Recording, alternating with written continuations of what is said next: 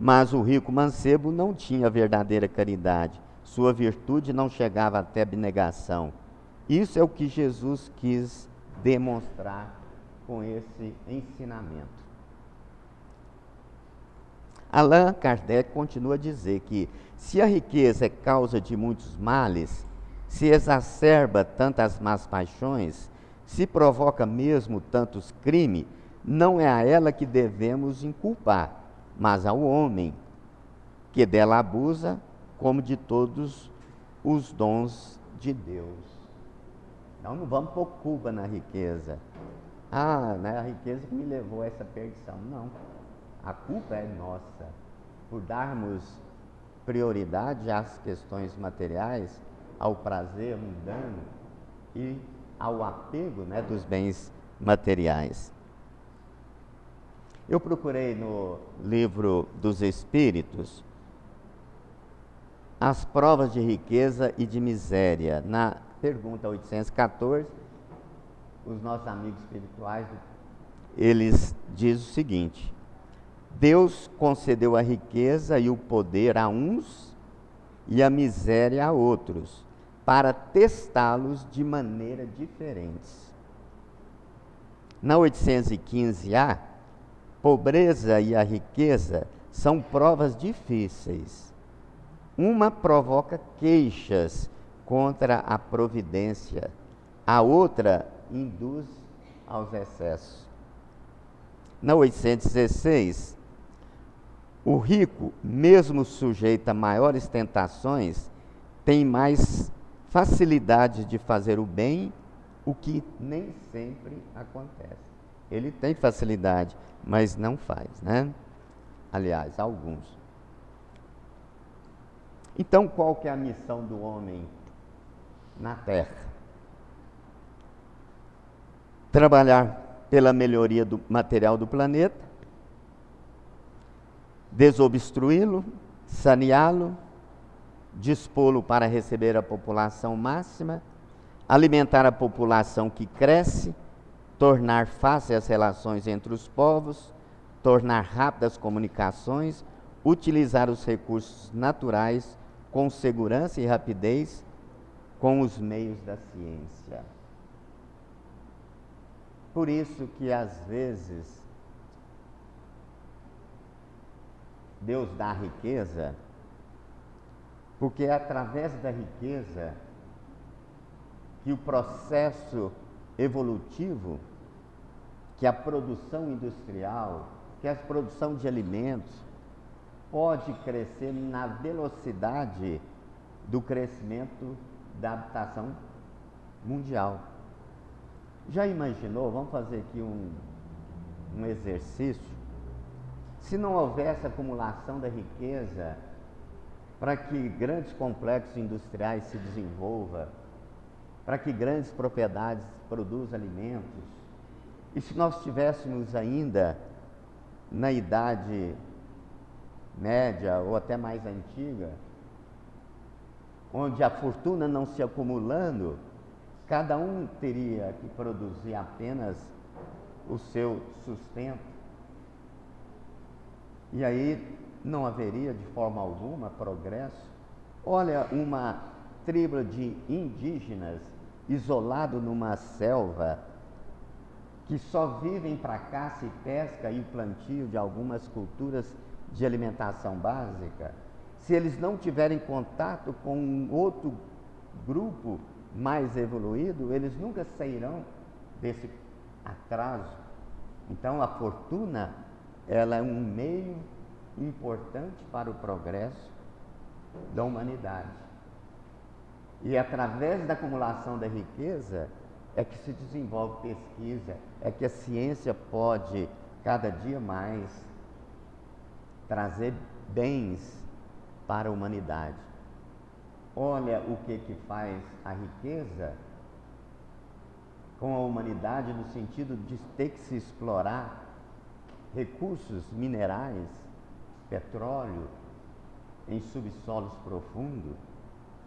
Vocês acham que sem acumulação, isso, ou com pouca acumulação, isso seria possível? Não seria. Então ela é bem-vinda. Então, a missão do homem aí, para que atinja esse objetivo de trabalhar para a melhoria material do planeta, são necessários aí o que nós chamamos de recursos minerais, mão de obra e capital. Na economia, né? Cadê a Mariana? Está aí? Não, mas já foi. Nossos alunos de economia, a gente fala, né, que uma fonte de progresso são os fatores de produção, recurso natural, mão de obra, capital e conhecimento. Agora, como é que a gente adquire isso? Sem a riqueza, sem o capital? Quantos e quantos têm uma grande quantidade de terra e ela torna improdutiva porque não tem capital para poder fazer o plantio, comprar o maquinário, comprar a semente, o adubo e gerar o alimento. Então a riqueza, ela é importante. Sendo a riqueza, né, o meio primordial de execução, sem ela não mais grandes trabalhos, nem atividade estimulante, nem pesquisa. Com razão, pois, é a riqueza considerada um elemento de progresso. Então falamos sobre a importância da riqueza e o uso providencial da riqueza. O último item é a desigualdade da riqueza. Se nós pensássemos em apenas uma encarnação, nós poderíamos dizer que a concentração de riqueza nas mãos de poucos, em detrimento de muitos pobres, seria uma injustiça divina, né?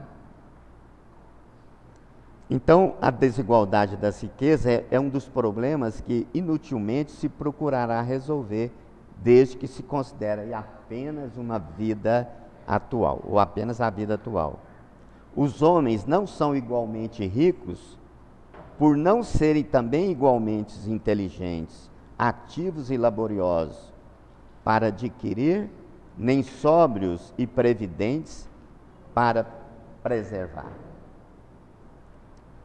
Se a riqueza fosse repartida com igualdade no mundo atual, cada um teria uma parcela mínima e insuficiente, e que o equilíbrio em pouco tempo estaria depois desfeito, devido aí à diversidade das possibilidades dos homens.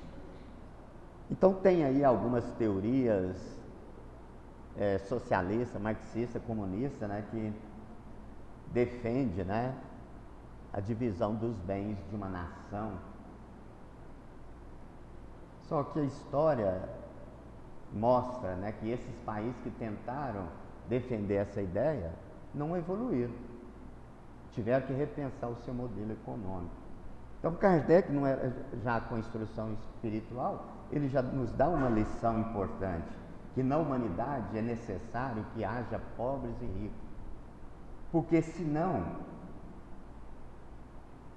quem irá trabalhar?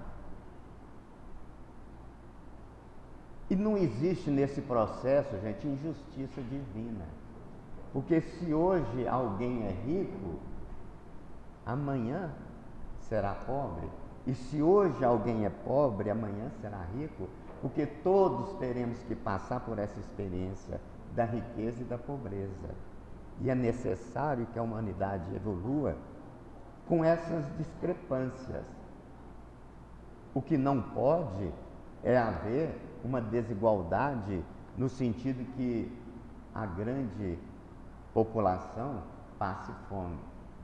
Mas não é através de modelo econômico, de decretos suntuosos, que nós vamos repartir a riqueza. Imagina o PIB brasileiro, que é em torno de 2 trilhões de reais, dividido por 190, 200 milhões de pessoas, daria o equivalente a 12 mil reais por ano.